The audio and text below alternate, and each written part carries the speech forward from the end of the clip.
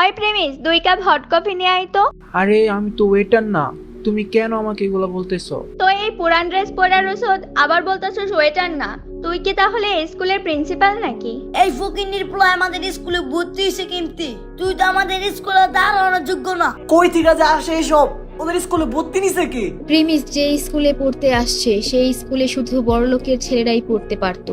গরিব তো দূরের কথা, মধ্যবিত্তরাও এই স্কুলে ভর্তি হতে পারতো না। কিন্তু কপাল ভালো থাকায় ওই স্কুলে স্কলারশিপ চালু হয়, আর প্রিমিসের ট্যালেন্ট থাকায় সে স্কুলে ভর্তি হওয়ার সুযোগও পেয়ে যায়। প্রিমিস প্রতিদিন ময়লা পুরনো সেলাই করা জামা কাপড় পরে স্কুলে আসতো, তাই স্কুলের বড়লোকের ছেলেরা প্রিমিসকে দেখে হাসি ঠাট্টা করত। বিশেষ করে বিলকিস নামের একটা মেয়ে অনেক অনেক বেশি ডিস্টার্ব করতো আর অপমান করত।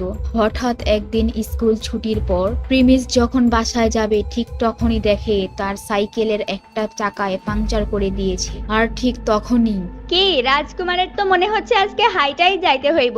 আহারে বেচারা, সাইকেলের মতো নিজেরও হাওয়া বাইর হয়ে গেছে। প্রিমিস বুঝতে পেরেছিল এটা বিলকিসেরই কাজ। প্রিমিস কিছু না বলে ওখান থেকে সাইকেল নিয়ে হেঁটে চলে যাচ্ছিল, আর ঠিক তখনই ওখানে একটি দামি গাড়ি এসে থামে বিলকিসকে বাসায় নিয়ে যাওয়ার জন্য। আর সেই গাড়িতে ছিল বিলকিসের বাবা। বিলকিস তার বাবাকে দেখে অনেক খুশি হয়, এত দামি গাড়ি নিয়ে এই স্কুলে আগে কেউ কখনো আসেনি। তারপর বিলকিস গাড়িতে ওঠার আগে প্রিমিসের দিকে যায়। প্রিমিস হাঁটতে হাঁটতে পাংচার হওয়া সাইকেল নিয়ে যেতে থাকে, আর তখনই বিলকিস পেছন থেকে বলে, এই 2 টাকার প্রিমিস নেই, সাইকেলের চাকা ঠিক করে নিস।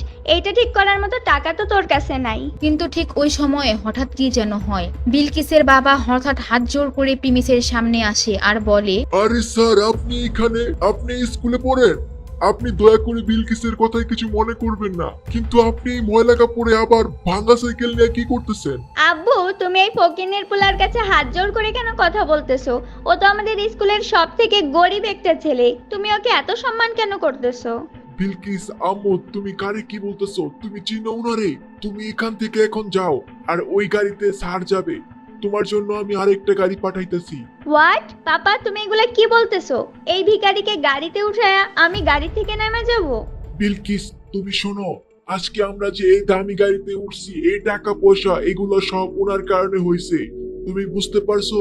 বিলকিস কিছুই বুঝে উঠতে পারে না কে এই প্রিমিস, তার বাবার সাথেই বা প্রিমিসের কিসের সম্পর্ক, আর কেনই বা এরকম ভিখারির মতো সেই স্কুলে আসে। আর কি হবে যদি এই স্কুলের বড়লোকের ছেলেরা জানতে পারে প্রিমিসের আসল পরিচয় কি? জানলে আপনারাও অবাক হয়ে যাবেন।